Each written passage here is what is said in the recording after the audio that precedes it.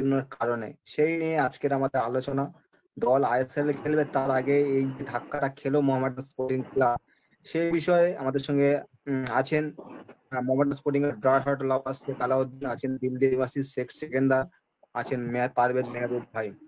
তো শেখ আলাউদ্দিন ভাই, আপনার কাছে আমি প্রথমে আসবো, বিষয়টা আপনি কিভাবে দেখছেন? দীপক কুমার সিং এর ইন্টারভিউটা এখনই দেখলাম সম্ভবত যে ইনভেস্টার গ্রুপ সাচ্চি গ্রুপ এবং বাংঘারিল পোর্ট তারা কিন্তু সম্পর্ক ছিন্ন করতে চলেছে। এই নিয়ে আপনার মতামত কি? আসসালামু আলাইকুম,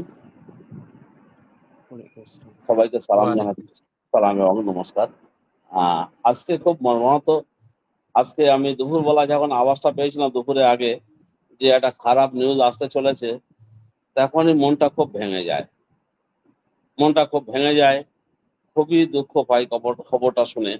আর খবরটা শুনে এত দুঃখ পেয়ে যাই যে আমাদের দীর্ঘদিনের একটা প্রতীক্ষা ছিল, মনের মধ্যে একটা আশা জেগেছিল।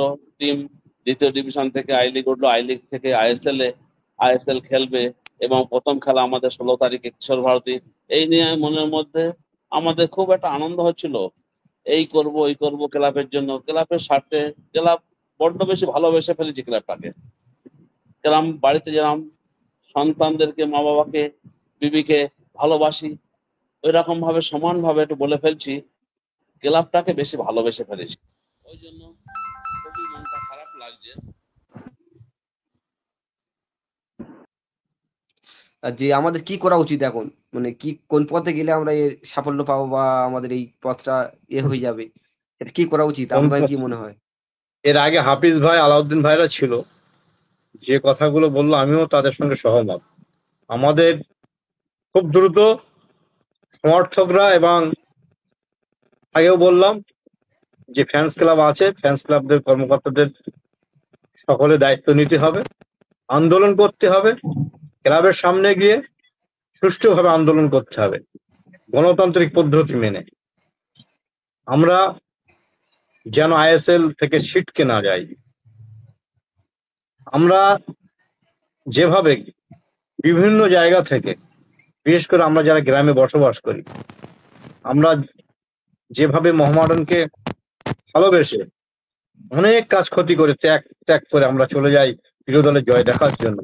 কখনো জলে ভিজছি আমরা, কখনো শীতের মধ্যে আছি, কখনো গরমে ঘাম ঝরাচ্ছি আমরা, কিন্তু ওই ঠান্ডা ঘরে বসে কর্মকর্তারা নিজের ইচ্ছা মতো সিদ্ধান্ত নেবে, সেটা তো আমরা মানতে পারবো না। না, আমাদের সকলকে এগিয়ে আসতে হবে। আগামী কালকে অবশ্যই যদি সকলের মত থাকে, কালকে আমরা আন্দোলন করব ক্লাবের সামনে, যদি সকলের মত থাকে, আমার একার মতে না। কি ভেবেছে ওরা? আমাদের সকলকে এগিয়ে আসতে হবে। দেখা যাক।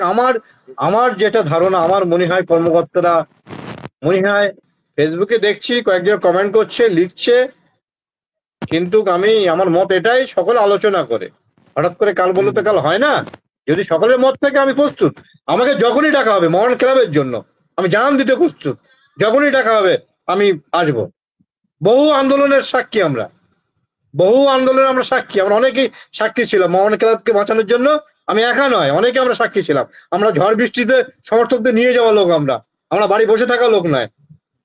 মায়ের অসুস্থ বলুন আর স্ত্রী অসুস্থ বলুন, আমরা মাঠে হাজির হই। আমি শুধু নয়, আমার মতো আরো অনেকে আছে।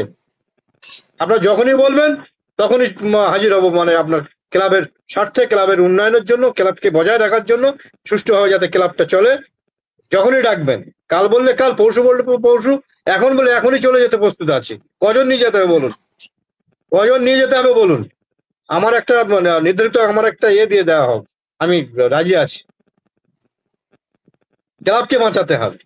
ক্লাবকে বাঁচানোর জন্য যদি জান দিতে হয়, আমি রাকিবুল আগে, আমি রাকিবুল কেন, আমার মতো আরো অনেকে আছে, জান দিতে প্রস্তুত।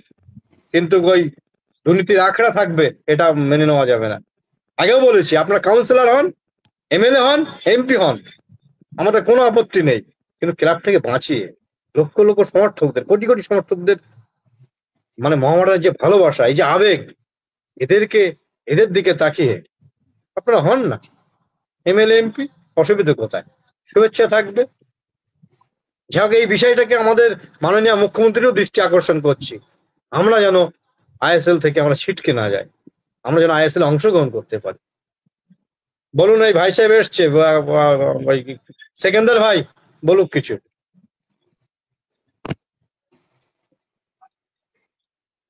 দাদা এই ক্লাবটাকে খুব ভালোবাসি দাদা, দিল্লি একদম থেকে একদম বলছি আমি, জানতো। দরকার হলে দিল্লি থেকে চলে যাব। রাকুল ভাই দরকার হলে দিল্লি থেকে চলে যাব, গিয়ে আন্দোলনে সামিল হবো।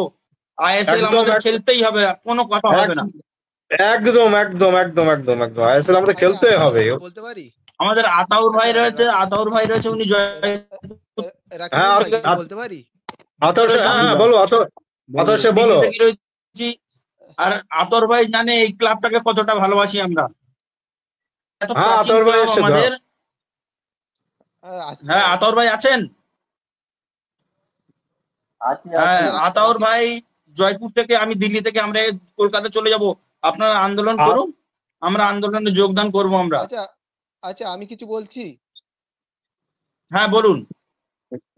বলছি যে আমাদের যে কর্মকর্তারা বারবার বলে আমরা 30 বছর, আমরা 40 বছর আছি, তাদের সাকসেসটা কি এই 30-40 বছরে? প্রথম কথা। 2 নাম্বার কথা হলো, এতদিনে এরা দুবারই আই লিগ খেলিয়েছে আর দুবারই নেমে গিয়েছে। আমাদের বলা হতো না, দল তৈরি হতো, কোনো রকমের দল তৈরি হতো, কলকাতা লিগটা খেলতো, তারপর সেকেন্ড ডিভিশন যেত, হেরে চলে আসতো। কিন্তু আমরা কখন জানতে পারলাম? যখন 2020 সালে সেকেন্ড ডিভিশন আই লিগ, যখন কামারদা যখন আমরা ক্লাবে গেলাম, বললো আমরা সেকেন্ড ডিভিশনে টিম করব না। তখন আমাদের মধ্যে থেকে 26 জন মেম্বারশিপ নিয়ে সেখানে টিম তৈরি হয় এবং স্যালারি মেটানো হয়। এরা ইচ্ছা করে টিম তৈরি করতো না, উঠবে আই লিগ খেলবে না, টিম তৈরি করতো না, আই লিগ খেলবে না বলে। তাহলে এরা এতদিন বসেছিল কেন ক্লাবের ভেতরে? আজকে বড় বড় ডাইলেক দিচ্ছে, আমি আমাদের 5 জন থাকবে, আমাদের 6 জন। তোর থেকে লাভটা কি? টাকা ঢালবে তারা, কোটি কোটি টাকা তারা ঢালবে, তোরা করবি কি? ঠিক আছে, অবজারভার হিসাবে যে পদে 3 জন 3 জন 3 জন, ঠিক আছে, সেখানে তোরা খালি একে তো ইনভেস্টর এতদিন আসার ক্ষমতা নেই। একটা বাচ্চা ছেলে মানুষের চোখটা খুলে দিয়ে চলে গিয়েছে, সে যা কাজ করেছে 6 মাসে, সে বুঝিয়ে দিয়ে গেছে মোহামেডান ক্লাব হেলাতেলা করার ক্লাব না। তার আজকে ইস্ট বেঙ্গল মোহনবাগানের যদি এই পরিস্থিতি হতো, চামড়া তুলে নিত। যে কটা কাউন্সিলর এমএলএ এ দিয়ে মানুষকে হুমকি দেয়, আজকে কাজ তো করে না, মানুষকে হুমকি দিয়ে বেড়ায়, এই 10,000টা ছেলে দিয়ে মারিয়ে দেবো, এই তোকে তুলে নিয়ে আসবো। ফেসবুক থেকে শুরু করে যে যেখানে হয় তাকে সেইভাবে হুমকি দেয়। এইভাবে তো চলতে পারে না। তোমরা ক্লাব চালাতে হয় চালাও, নাহলে চালাতে হবে না, প্রচুর লোক আছে চালানো। ইলেকশনও করে না এইভাবে। তোমরা কাউন্সিলর আছো, যা আছো, ঠিক আছে, কাজটা তো করো, এতদিন তো কিছু করোনি। অনেক লোক বলে না যে এটা আমার মা দেশ থেকে নিয়ে এসছে, এরা মনে করে মোহামেডান ক্লাবটাকে আমার মা দেশ থেকে নিয়ে এসছে। খারাপ কথা বুঝি না, গায়ের জ্বালা এইসব কথায় বেরিয়ে যায় মুখ থেকে। আজ আমরা আমাদের জয়পুর, যেটা দিল্লি, জয়পুরে 0 ডিগ্রি ঠান্ডা, ভোর 4টের সময় আমাদের খেলা দেখতে যায়। ভোর 4টের সময় 0 ডিগ্রি ঠান্ডাতে ভোর 4টের সময় মানুষ উঠে ট্রেন ধরে খেলা দেখতে যাচ্ছে দিল্লিতে, সেকেন্দ্রাবাদে বসে আছে, তাও কাশ্মীরে, ওটা একদম একদম রাইট। ওটা মানে পাঞ্জাবে খেলা দেখতে গেছে, 0 ডিগ্রি ঠান্ডা, সারাদিন ঠান্ডার মধ্যে থেকে এসে মুখ খুলে গেছে। এরা এই সাপোর্টারদের মায়া বুঝবে না কোনোদিন। এদের মধ্যে রক্ত নেই, মানুষের চামড়া নেই। চামড়া থাকলে এরা বুঝতো। তার মানুষ দূর দূর থেকে, আমাদের এইখান থেকে মানুষ কলকাতায় যারা থাকে তারা কত দূর দূর থেকে আসে, নৈহাটির মতন জায়গায় গিয়ে খেলা দেখতে যাচ্ছে। এই রাকিবুল ভাই হাজার মানুষকে সাথে করে পেছনে স্লোগান দিয়ে দিতে চলতে যায়। সল্ট লেকে ভিউ হল আমি দেখেছি, হয়তো পরিচয় হয় না আমার সাথে, আমরা দেখেছি। মানুষের ধার একটা পেছনে থাকে আর রাকিব ভাইয়ের সামনে থেকে একটা স্লোগান দিয়ে চলে। হ্যাঁ, এই মানুষগুলো দুঃখ লাগবে না? এবারে চামড়া তুলে দিতে হবে। চামড়া মানে কি তেল দিয়ে গুটোতে হবে এবারে, তাছাড়া আর কিচ্ছু নেই, বুঝলে তো? দেখুন বিশ্বাস করুন মোহামেডান যখন জয়ী হয়, মানে আমি তো শুধু নয়, লক্ষ লক্ষ মোহামেডান সমর্থকরা মানে অত্যন্ত মানে আনন্দ আত্মহারা হয়ে পড়ি। আর যখন আমরা হেরে যাই, মানে আমরা অনেকেই কিন্তু চোখের জল নিয়ে আমরা বাড়িতে ফিরি, তাই না? এবং আমাদের তো অবশ্যই দায়িত্ব এবং কর্তব্য থাকে সমর্থকদের নিয়ে যাওয়া। যখন এই সময়টা অনেকে মোবাইলে আসক্ত হচ্ছে, ছাত্র সমাজ বলুন আর যুব সমাজ বলুন, আমরা কিন্তু মানে অনেকেই কিন্তু ওই ডেকে ডুকে মাঠে নিয়ে যাচ্ছি তাদেরকে। আপনি জানেন না, আমরা যখন বাড়িতে ফিরি খেলার শেষে মানে অনেকটা মানে ক্লান্ত হয়ে পড়ি বাড়িতে, মানে আমাদের উপরে যারা ভরসা করে আছে তাদের কাছে অনেক প্রশ্নের সম্মুখীন হতে হয়, তবু নিশ্চয়ই তাদেরকে বোঝাই, নিশ্চয়ই। বুঝলেন? হ্যাঁ, তাই না? এমন এমন আছে সমর্থক, জানেন, মানে গাড়ি ভাড়া পয়সা পর্যন্ত থাকে না, তারা খুব কষ্ট করে পয়সা জোগাড় করে। আমরা যারা গ্রামে থাকি আমরা দেখি তাদেরকে, অনেক দেখার চেষ্টা করি, সাধ্যমতো দেখার চেষ্টা করি, যখন হেরে যায় তখন খুব কষ্ট হয়, বুঝলেন? কিন্তু আমাদের এই যে আবেগ, এই আবেগটাকে নিয়ে যদি কর্মকর্তা ছেলে খেলা করে, আপনারাই বলুন কতটা মেনে নেবেন বলুন তো দেখি, মানা সম্ভব বলুন? এই যে মোহামেডান স্পোর্টিং ক্লাব 1891 সালে স্থাপিত, আমরা স্বাধীনতার মানে আমরা কি বলবো, মানে ইংরেজদের একবার না একাধিকবার আমরা হারিয়েছি, একাধিকবার হারিয়েছি। পরপর 5বার Kolkata league champion, IFA shield, আপনার বড়দৌলা ট্রফি, সিভিং গভর্নর গোল্ড কাপ থেকে শুরু করে আমরা বহু টুর্নামেন্ট আমরা জয়ী হয়েছি। একটা সুনাম আছে। কলকাতার টিম প্রধান বলতে মোহনবাগান, ইস্টবেঙ্গল, মোহামেডান, ভুলে গেলে চলবে না। এই মোহামেডানের ঐতিহ্য আছে। কিন্তু আজকে মোহামেডান ক্লাবকে নিয়ে যারা ব্যবসা করছে, যারা বিভিন্নভাবে জনপ্রতিনিধি হওয়ার চেষ্টা করছে, সে করুক, কিন্তু আমাদের কষ্ট দিয়ে করবে কেন বলুন? এটা তো মানতে পারবো না। না, যখন আইএসএল এ উঠলো কোটি কোটি সমর্থক আমরা আনন্দে আত্মহারা, আমরা ভীষণ আনন্দিত। আপনাদের কি বলবো, এলাকায় সব পতাকা, মানে বিভিন্ন জায়গায় পতাকা তৈরি করছে মোহামেডানের সমর্থকরা ঘাটির পয়সা দিয়ে। সেই পতাকা নিয়ে আমরা আইএসএল ম্যাচ দেখতে যাব, 16 তারিখে আমাদের ম্যাচ। এই আশা নিয়ে আমরা ছুটবো। ফেসবুকে বন্যা বয়ে যাচ্ছে, শুভেচ্ছার বন্যা বয়ে যাচ্ছে, কিন্তু এমত অবস্থায় যদি আমরা ছিটকে যাই, বলুন তো দেখি কত কষ্ট আমরা পাবো। হ্যাঁ, ঠিক আছে, সেকেন্দার ভাই কিছু বলুন। সেকেন্দার ভাই, অবশ্যই এই যে আই লিগ চ্যাম্পিয়ন হয়েছে, আই লিগ চ্যাম্পিয়নের সেলিব্রেশনে সেকেন্দার ভাই জানে আমরা জয়পুরে একটা বিরাট পার্টি করেছি, তাতে অর্থ খরচা হয়েছে। কলকাতায় গিয়ে বাড়ি গিয়ে কলকাতায় গিয়ে একটা সেলিব্রেশন পার্টি করেছি, সব কিছু করি আমরা ক্লাবের জন্য। কত কত কত টাকা খরচা করলে মোশাররফ ভাই বলো তো দেখি? হ্যাঁ, কত কিছু না মোশাররফ করি ভাই আমরা। কলকাতাতে এই যে প্রোগ্রামটা করলো, আর আবার এইসব কথা বলে না, কলকাতাতে আমাদের ক্লাবকে বাঁচাবার জন্য হচ্ছে তো 0 ডিগ্রি ঠান্ডায় উঠে বাইরে যায় ঠান্ডাকালে খেলা দেখতে। 0 ডিগ্রি ঠান্ডা পড়ে আমাদের এখানে, আমি যেখানে থাকি। হ্যাঁ, ওইসব সাপোর্টারদের মায়া জীবনে বুঝবে না। এদের ঘরে হাসিনার মতন ক্লাব ছাড়া, হাসিনা যেমন দেশ ছাড়া হয়েছে, এদের ঘরে ক্লাব ছাড়া করতে হবে। হাসিনার মতন হাল এদের হবে একদিন। আজ না, ক্ষমতা বর্তমানে আছে, যা আমি আমি আমি আতাউর ভাই, বলতেছি, বর্তমানে যা ক্ষমতা বেশি নেই, পরিস্থিতি, এদেরও ক্ষমতা বেশি থাকবে না, যা বাংলা পরিস্থিতি আছে।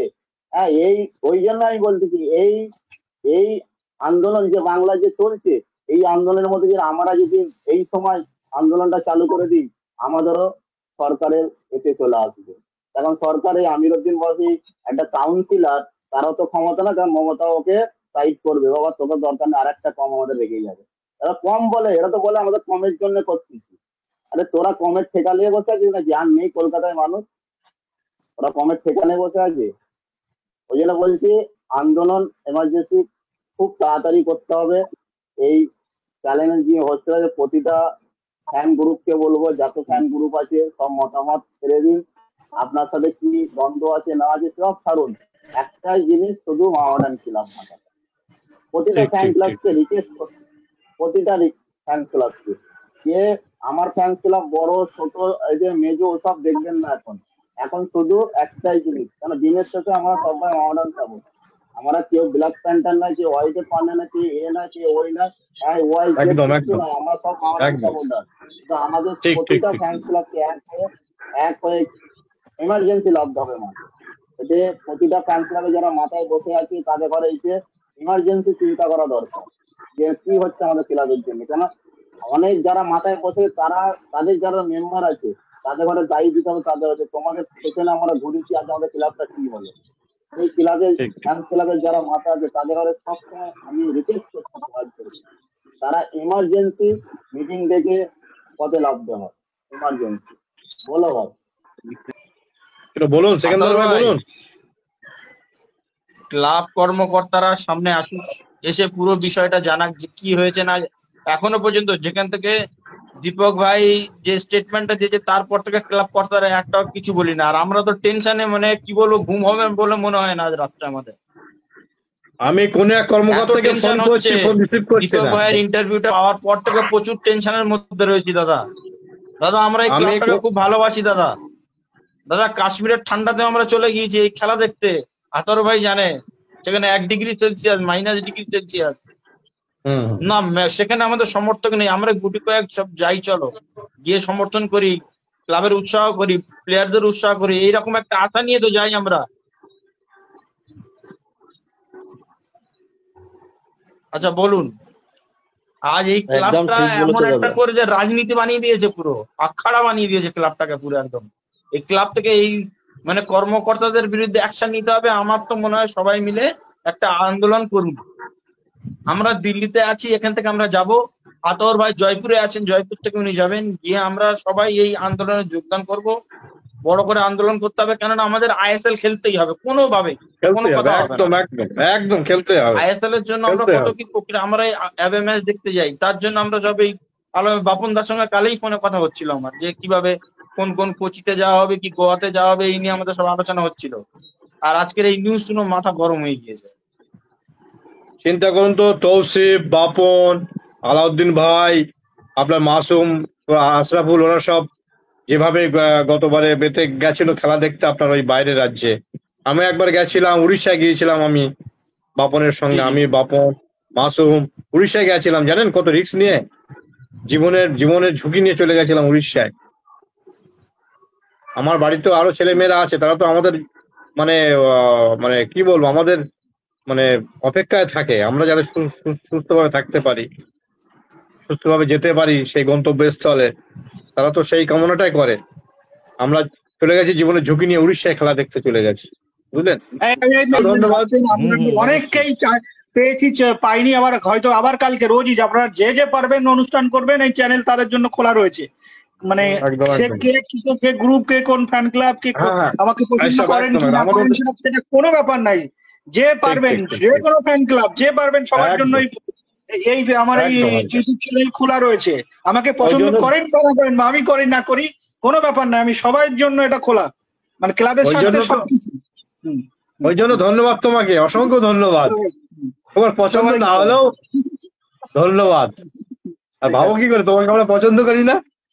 হ্যাঁ, ওটা মানে বললে তোমার কথা হয়? বলিনি, অনেকেই মানে মনে হয় যে ওকে কেন আমি যাবো অমুক তমুক, কোনো ব্যাপার নাই। আমাকে বলতে হবে, অন্য কাউকে বলবে, রাকিবুল ভাইকে বলবে, আশরাফুল ঠিক ভাইকে ঠিক বলবে, বা ও ঠিক ঠিক ঠিক। যারা আছে আলাউদ্দিন ভাইকে, বাপনকে, তৌসিফ ঠিক ভাই, ঠিক মানে ঠিক। যা যা সব চলে, সব একদম প্রোগ্রাম একদম যত আমার চ্যানেল একদম সবার একদম জন্য। একদম একদম একদম একদম একদম একদম। ঠিক আছে, তোমার চ্যানেলের শ্রীবৃদ্ধি ঘটুক, এটাই চাই। না, চ্যানেল আমি অনেকদিন চালাইনি। আজকে অ্যাকচুয়ালি আমি সকালবেলায় ফোন করেছিলাম কয়েকজনকে যে আইএসএল এ যে গেলে কি আনন্দ আছে, তোমরা একটু আনন্দ করো। তো আমি তো নিজে অনেকদিন চ্যানেল চালাইনি, তা সালাউদ্দিনকে বললাম তুমি করো। ও বলছে আচ্ছা ঠিক আছে, কারণ সালাউদ্দিনকেই দায়িত্ব দিয়েছিলাম কদিন চ্যানেলটা দেখার জন্য। আমি ব্যক্তিগতভাবে অনেক রকম হাজারো রকম সমস্যার মধ্যে রয়েছি। তো সালাউদ্দিন বলল, ঠিক আছে। এবার দুপুরবেলায় খবর, তা আমি কয়েকজনকে বলে রেখেছিলাম, তারাই মূলত জয়েন হয়েছে। আরো অনেককে সঠিক বলতে পারিনি, কারণ আমি নিজেও থাকতে পারিনি, অনেক ঝামেলার মধ্যে আছি। কালকে পরশুদিন আমি একটা অনেক বড় একটা প্রোগ্রাম নিয়েছি আমরা কয়জন মিলে, সেটা নিয়ে যন্ত্রণার মধ্যে আছি, ব্যক্তিগত জীবনেও ঝামেলার মধ্যে আছি। তবে এই লড়াই ছাড়া যাবে না। ও যে একদম পছন্দ একদম করলো, একদম সে না করলেও ছাড়া যাবে না। ওই যে রাকিবুল ভাই একদম বললো না, কাউন্সিলর হও, এমএলএ হও, যা খুশি হও, তোমার কোনো সমস্যা নাই, ওই লাইন একদম খুব একদম সুন্দর। একদম তাহলে এটা ক্লাব তোমার একদম বাপের নাকি? এই বাপের ঠিক ভাবা ছেড়ে দাও। ঠিক ঠিক ঠিক ক্লাবের আসল কাজটা একদম করো, তুমি যা খুশি কাউকে কিছু বলবা না। ঠিক একদম আছে, একদম একদম সবাই ভালো একদম। থাকবেন, সুস্থ থাকবেন। ওকে, হ্যাঁ হ্যাঁ একদম। জয় জয় মহামাডান, দিল দিল মহামাডান।